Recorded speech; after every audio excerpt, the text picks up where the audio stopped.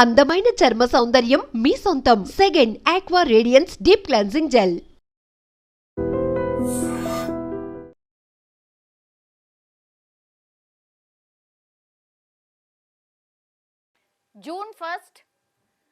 June first నుంచి మనకు కొన్ని రూల్స్ వచ్చినాయి. అవి తెలుసుకోకపోతే మాత్రం నిజంగానే ఇబ్బంది పడబోతున్నాం. కంపల్సరీగా ఈ 10 రూల్స్ ఖచ్చితంగా మనకు తెలిసి ఉండాలి. ఎందుకంటే డైలీ లైఫ్లో మనం వీటన్నిటినీ మనం వాడుతూ ఉంటాం కాబట్టి ఇవి తెలుసుకోవాల్సిందే. లేకపోతే ఫైన్ పడవచ్చు, అంటే వట్టిగానే మనము ఫైన్లు కట్టాల్సిన పరిస్థితి వస్తుంది. సో అందుకని జూన్ 1 నుంచి 10 రూల్స్ మారినాయి.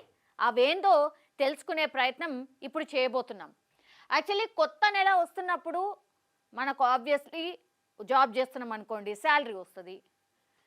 అండ్ ఇంకోటి ఏంటంటే కంపెనీస్లో కొన్ని రూల్స్ ఎట్లయితే మారుతాయో గట్లనే మనకు కూడా అప్పుడప్పుడు అప్గ్రేడ్ అవుతున్నాయి రూల్స్.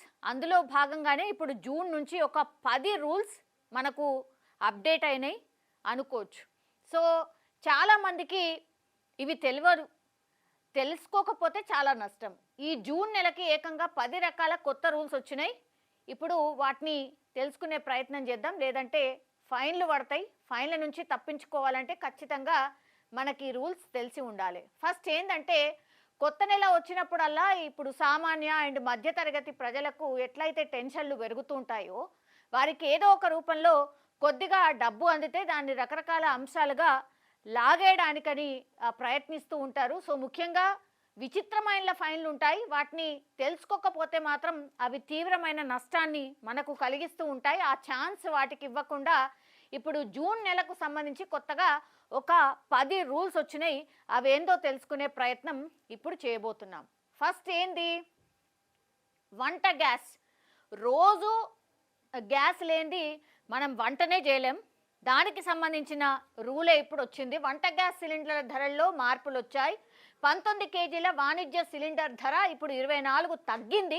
జూన్ 1 నుంచి కొత్త ధర అమల్లోకి రాబోతోంది. ఇప్పుడు కమర్షియల్ సిలిండర్ ధర 1723. అయితే ఇళ్లలో వాడుకునే 14.2 కేజీల సిలిండర్ ధర మాత్రం మారలేదు. ఇది యాక్చువల్లీ కమర్షియల్ వాళ్ళకు ఒక రకంగా ఇదొక గుడ్ న్యూస్, అంటే తెలుసుకోవడానికి ఇది ఇన్ఫర్మేషన్ అన్నమాట. సిలిండర్ మీరు ఎప్పుడైతే తీసుకుంటారో అసలు మార్పు వచ్చిందా లేదా అనేది కూడా తెలుసుకోకుండా అట్లా వెళ్ళిపోతూ ఉంటాం. కానీ ఇప్పుడు అంటే వాణిజ్యపరంగా అంటే కమర్షియల్ సిలిండర్ ధర ఒక రకంగా గుడ్ న్యూస్ అనుకోవచ్చు. తగ్గింది 24 రూపాయలు. పెరగడమే తప్పించి మనం ఎప్పుడు కూడా తగ్గింపు అనేది మనం చూస్తూ ఉండం. అట్లాంటిది ఇప్పుడు కమర్షియల్ సిలిండర్ ధర 24 రూపాయలు తగ్గిందట. మనం యూజ్ చేసే ఏదే 14.2 కేజీల సిలిండర్ ధర ఏదైతే ఉంటుందో అది అట్లనే ఉంది, ఏమాత్రం మారలేదు. ఓకే, ఇప్పుడు ఎలక్షన్లు వచ్చినప్పుడు తగ్గుతూ ఉంటుంది కదా, ఇప్పుడు ఎలక్షన్ లేవు కాబట్టి పెద్ద తగ్గదు అన్నట్టు. నెక్స్ట్ ఈపీఎఫ్ఓ అంటే పిఎఫ్ ఏదైతే ఉందో ఆ పిఎఫ్కి సంబంధించి అనమాట. ఈపీఎఫ్ఓ 3.0 రోల్అవుట్, యూపీఐ ద్వారా పిఎఫ్ విత్డ్రా. ఇప్పుడు ఎంప్లాయీస్ ప్రావిడెంట్ ఫండ్ ఆర్గనైజేషన్ అంటే ఈపీఎఫ్ఓ జూన్ 1 నుంచి ఈపీఎఫ్ఓ 3.0ని ప్రవేశపెట్టింది. దీనిలో యూపీఐ ద్వారా పిఎఫ్ విత్డ్రా చేసుకునే వీలు కల్పించింది. నిజంగానే పిఎఫ్ డబ్బులు ఎవరైతే తీసుకోవాలనుకుంటారో వాళ్ళు కొన్ని నెలల పాటు వెయిట్ చేయాల్సిన పరిస్థితి వస్తుంది. కొంత ప్రొసీజర్ ఉంటుంది, టైం ల్యాగ్, చాలా కొన్ని మంత్స్ కూడా వెయిట్ చేసిన సందర్భాలు కూడా చాలా ఉంటాయి. సో ఇప్పుడు సులభతరం చేసింది అనుకోవచ్చు. ఈ కొత్త విధానం ప్రకారం సభ్యులు తమ పిఎఫ్ మొత్తాన్ని యూపీఐ అలాగే ఏటీఎం ద్వారా విత్డ్రా చేసుకోవచ్చు. నిజంగా ఇది గుడ్ న్యూసే. ఎవరైతే ప్రైవేట్ వాళ్ళు ఉన్నారో అట్లాగే ప్రభుత్వం వాళ్ళు కూడా ఉన్నారు కాబట్టి ఎవరైతే జాబ్ చేస్తారో వాళ్ళకు పిఎఫ్ అకౌంట్ అనేది కంపల్సరీ ఉంటుంది. ముందు నేను ఇంతకుముందు చెప్పినట్టుగా ఈ పిఎఫ్ మనీ విత్డ్రా చేయాలి అని అంటే ఒక పెద్ద ప్రొసీజర్ ఉండేది. ఇప్పుడు అది మొత్తం లేకుండా ఇప్పుడు పిఎఫ్ మొత్తాన్ని కూడా యూపీఐ అలాగే ఏటీఎం ద్వారా చాలా ఈజీగా విత్డ్రా చేసుకోవచ్చు. ఈ సౌకర్యం జనరల్ ప్రావిడెంట్ ఫండ్ అంటే జీపీఎఫ్, పబ్లిక్ ప్రావిడెంట్ ఫండ్ అంటే పీపీఎఫ్ సభ్యులకు పైలట్ ప్రాజెక్టుగా ఉంది. ఈ మార్పు పిఎఫ్ని తేలిగ్గా విత్డ్రా చేసుకునేందుకు తెచ్చింది. అలాగే పిఎఫ్ని పెన్షనర్లకు అందుబాటులో ఉంచాలని ఇలా చేశారు. నిజంగా ఇది చాలామంది ఈ రూల్కైతే హ్యాపీగా ఫీల్ అయి ఉంటారు. అమ్మయ్యా, అసలు ఆ డబ్బు విత్డ్రా చేసుకునే తలనొప్పి పోయిందిరా బాబు అనుకొని ఉంటారు. దీనికైతే నెక్స్ట్ యూపీఐ లావాదేవీల్లో అల్టిమేట్ బెనిఫిషియరీ పేరు ఎవరిది ఉంటుంది అనేది ఇప్పుడు ఒక upgrade. National payments corporation of India అంటే ఎన్పిసిఐ జూన్ 30 నాటికి యూపీఐ లావాదేవీల్లో అల్టిమేట్ బెనిఫిషియరీ పేరును చూపించడం తప్పనిసరి చేసింది. P2P అంటే పీర్ టు పీర్, P2PM అంటే పీర్ టు మర్చెంట్ లావాదేవీల్లో ఇకపై బ్యాంకింగ్ పేరు అంటే వ్యాలిడేట్ అడ్రస్ ఏపీఐ నుంచి తీసుకున్నది మాత్రమే యూపీఐ యాప్లో చూపిస్తుంది. క్యూఆర్ కోడ్లు, యూజర్ డిఫైన్డ్ పేర్లు కనిపించవు ఇక మీదట. దీనివల్ల లావాదేవీలు సురక్షితంగా జరుగుతాయి. ఈ రూల్ జూన్ 1 నుంచి అమల్లోకి వచ్చింది. అన్ని రకాల యూపీఐ యాప్లలో జూన్ 30 నాటికి ఈ కొత్త రూల్ అమల్లోకి వస్తుంది. యూపీఐ అనేది ఎంత కామన్ అయిపోయిందంటే అందరం కూడా యూజ్ చేస్తున్నాం యూపీఐకి సంబంధించి.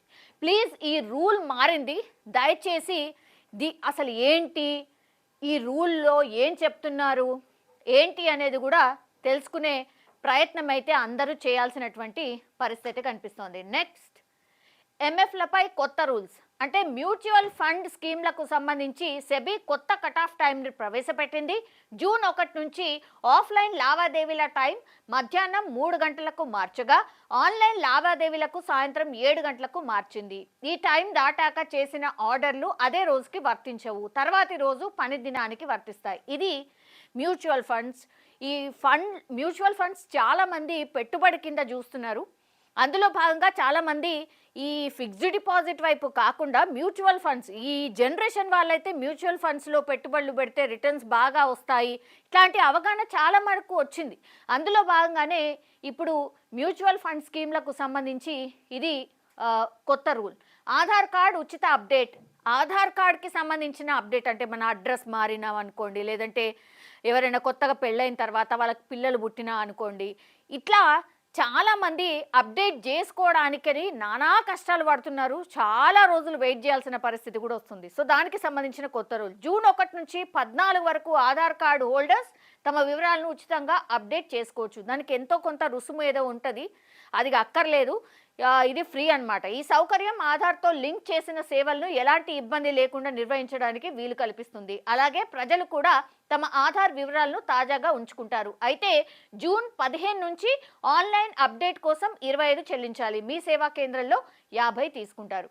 ఐ డోంట్ థింక్ సో ఇది 25, 57 ఉందండి, అసలు లేదనుకుంటా, ఇంకా చాలా ఎక్కువనే తీసుకుంటున్నారు. సరే, ఉచితంగా ఇచ్చిండ్రు కాబట్టి ఛాన్స్ జూన్ 1 నుంచి 14 వరకు దయచేసి ఈ ఆధార్ కార్డు అప్డేట్ కోసం ఎవరైతే వెయిట్ చేస్తున్నారో దాన్ని అప్డేట్ ఫ్రీగా చేసుకోవచ్చు. క్రెడిట్ కార్డ్ రూల్స్లో మార్పులు. క్రెడిట్ కార్డ్స్ కొల్లలుగా వాడుతున్నారు, ప్రతి వాళ్ళు క్రెడిట్ కార్డు వాడుతున్నారు. దానికి సంబంధించిన రూల్ మారింది. కొన్ని ప్రముఖ బ్యాంకులు క్రెడిట్ కార్డ్స్ రూల్స్ మార్చాయి. కోటక్ మహీంద్రా బ్యాంక్ జూన్ 1 నుంచి క్రెడిట్ కార్డ్ నిబంధనలు మార్చింది. ఈ మార్పులను బట్టి రివార్డ్ పాయింట్లు కావచ్చు, క్యాష్ బ్యాక్స్ ఛార్జీల్లో మార్పులు ఉంటాయి. ఆటో డెబిట్ ఫెయిల్ అయితే ఫైన్ పడవచ్చు. క్రెడిట్ కార్డ్ యూజర్లకు రివార్డ్ పాయింట్ల విషయంలో కొత్త కండిషన్స్ ఉంటాయి. ఇవి వారి ఖర్చులపై ప్రభావం చూపుతాయి. ఇంకా కార్డుల ద్వారా ఇంధనం కావచ్చు అండ్ యూటిలిటీ చెల్లింపులు చేస్తే అదనపు ఛార్జీలు పడవచ్చు. సో ఛార్జీల మోత మోగబోతోంది. ఎవరికైతే కోటక్ మహీంద్రా బ్యాంక్కి సంబంధించిన వాళ్ళు ఎవరైతే ఉన్నారో వాళ్ళకి మోతనే కనిపిస్తోంది. నెక్స్ట్ డ్రైవింగ్ లైసెన్స్ నిబంధనలు. దయచేసి ఇది అందరికీ వర్తిస్తుంది, ఇది ఒకసారి గమనించండి. జూన్ 1, 2024 నుంచి అమల్లోకి వచ్చిన డ్రైవింగ్ లైసెన్స్ రూల్స్ 2025లో కొనసాగుతున్నాయి. గుర్తింపు పొందిన ప్రైవేట్ డ్రైవింగ్ స్కూళ్లలో డ్రైవింగ్ టెస్టులు నిర్వహిస్తారు. తద్వారా ఆర్టీఓ దగ్గర మళ్ళీ టెస్టింగ్ అవసరం లేకుండా సర్టిఫికెట్ జారీ అవుతుంది. లైసెన్స్ లేకుండా డ్రైవింగ్ చేస్తే 2000 జరిమానా, మైనర్లకు 25,000 జరిమానా విధిస్తారు. ఈ రూల్ జూన్లోనూ కంటిన్యూ అవుతుంది. యాక్చువల్లీ 2024 జూన్ 1న వచ్చినటువంటి రూల్ దాన్ని 2025లో కూడా కొనసాగించబోతున్నారు. లైట్ తీసుకుంటామనంటే మాత్రం అంతే, ఇక 25,000 మైనర్లకు. ఈ మధ్యకాలంలో అయితే మైనర్లకు బండ్లు ఇస్తున్నారు, ఘోరంగా స్కూల్ పోరాగాలు కూడా నడుపుతున్నారు. దయచేసి చూడండి, పేరెంట్స్ గమనించుకోండి. ఇక నెక్స్ట్ వచ్చింది వడ్డీ రేట్లలో మార్పులు. బ్యాంకులు ఫిక్స్డ్ డిపాజిట్స్ రుణాలపై వడ్డీ రేట్లను మార్చొచ్చు. ఆర్బీఐ రెపో రేట్ను తగ్గించే అవకాశం ఉందని తెలుస్తోంది. అదే జరిగితే గృహ రుణాలపై వడ్డీ తగ్గబోతోంది. ఇది నిజంగానే కొంత గుడ్ న్యూస్. కానీ ఏదో చిన్నగా తగ్గిస్తారు కానీ అంత గొప్పగా ఏం తగ్గుతుందని నాకైతే అనిపిస్తలేదు. అట్లాగే ఈఎంఐల భారం కూడా తగ్గే ఛాన్స్ ఉందట. ఇది దేశీయంగా క్యాష్ వినియోగాన్ని పెంచగలదు. ప్రజలు మరింత ఎక్కువగా రుణాలు తీసుకునే అవకాశాలు కలుగుతాయి. జీతాలు గీతాలు అయితే పెరుగుతలేవు కానీ ఇక రుణాలు తీసుకునే అవకాశం అయితే పెరిగింది అనుకోవచ్చు. ఓకే, నెక్స్ట్ పాస్పోర్ట్ నిబంధనలో మార్పులు. ఇవి కూడా అందరూ కూడా కాన్సన్ట్రేట్ చేయాల్సిందే. ఏం మార్పులు ఉంటే ఫిబ్రవరి 28 నాటికి గెజెట్ నోటిఫికేషన్ ప్రకారం అక్టోబర్ 1, 2023 తర్వాత జన్మించిన వ్యక్తులు పాస్పోర్ట్ కోసం బర్త్ సర్టిఫికెట్ను తప్పనిసరిగా సమర్పించాలి. సో ఎవరైతే 2023 అక్టోబర్ 1 తర్వాత ఎవరైతే పుట్టినరో కంపల్సరిగా వాళ్ళ బర్త్ సర్టిఫికెట్ని అయితే మస్ట్ చేసేసింది. సో అక్టోబర్ 1 తర్వాత ఎవరైతే జన్మించిండ్రో వాళ్ళ పిల్లలకైతే మస్ట్గా బర్త్ సర్టిఫికేట్ కూడా సబ్మిట్ చేయాల్సిందే. అక్టోబర్ 1, 2023 కంటే ముందు జన్మించిన వారు పాన్ కార్డ్, డ్రైవింగ్ లైసెన్స్ లేదా ఇతర పత్రాలను ఉపయోగించుకోవచ్చు. ఇది కూడా మస్ట్. వాళ్ళ పేరెంట్కి పాన్ కార్డ్ ఉండాలి, డ్రైవింగ్ లైసెన్స్ ఉండాలి లేదా ఇతర పత్రాలు ఉపయోగించుకోవచ్చు. దెన్ అదనంగా ఈ పాస్పోర్ట్ సౌకర్యాన్ని దేశవ్యాప్తంగా విస్తరిస్తున్నారు. ఇది డిజిటల్ ఇంటిగ్రేషన్ని పెంచుతుంది, ప్రైవసీకి రక్షణ కల్పిస్తుంది. ఇది వెరీ వెరీ ఇంపార్టెంట్. అసలు మన డాటా ఏడ మిస్ అవుతుందో, ఎక్కడ స్ప్రెడ్ అవుతుందో సోషల్ మీడియా వచ్చిన తర్వాత అసలు తెలియనటువంటి పరిస్థితి. అట్లాంటిది కొంత సెక్యూర్ చేసినట్టు అవుతుంది ఈ రూల్ పాటిస్తే అనేది మనకు తెలుస్తున్నటువంటిది. ఇక బ్యాంకులకు సెలవులు ఎప్పుడు అనేది, బ్యాంకులకు సెలవులు ఈ మధ్యకాలంలో చాలా ఎక్కువగా జరుగుతున్నాయి కదా. చాలామంది తెలియకుండా బ్యాంక్కి పోతారు, ఆ తర్వాత అయ్యో బ్యాంక్కి సెలవు సార్ అంటున్నారు. సో జూన్ మంత్లో బ్యాంక్కి ఏం సెలవులు అంటే జూన్ నెలలో బ్యాంకులకు 12 రోజులు సెలవులు ఉన్నాయి. అంటే సగంకి సగం సెలవులే ఉన్నాయి. ఇందుకు సంబంధించిన క్యాలెండర్ను భారత రిజర్వ్ బ్యాంక్ ఆర్బీఐ విడుదల చేసింది. ఈ సెలవుల్లో ఆదివారాలతో పాటు 2వ శనివారం ఉంది, 4వ శనివారం కూడా ఉన్నాయి. సో జూన్ నెలలో 7న బక్రీద్ పండగ ఉంది, ఆ సందర్భంగా కూడా సెలవు ఉంది. సో ఇది కొంచెం నోట్ చేసుకోండి. బికాస్ 12 రోజులు సెలవులు అంటే సగంకి సగం సెలవులే ఉన్నాయి. ఇంకోటేమో సాటర్డే ఎట్లాగూ మనకు తెలిసిందే. సాటర్డే 2వ శనివారం 4వ శనివారం ఎట్లాగూ ఉంటుంది. ఆ తర్వాత ఆదివారాలు కూడా ఉంటాయి. అట్లాగే ఇవి కాకుండా ఇంకా 12 రోజులు సెలవులా అంటే ఆల్మోస్ట్ ఇక అంటే హాఫ్ కంటే ఎక్కువనే సెలవులు ఉన్నట్టు లెక్క.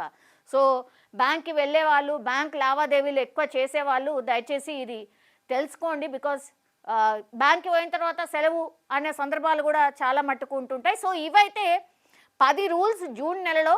సో చాలా మట్టుకి మనకు రోజువారీగా మనం వాడుతున్నటువంటి వాటి మీదనే ఈ రూల్స్ కొంత అప్లై అవుతున్నాయి కాబట్టి ఇవి రూల్స్ తెలుసుకోండి. దయచేసి ఫైన్ ఏదైతే వీళ్ళు విధిస్తున్నారో వాటిని అవాయిడ్ చేయడానికి ఛాన్స్ అయితే ఉంటుంది. సో ఇవి జూన్ నెలలో మారుతున్నటువంటి 10 రూల్స్.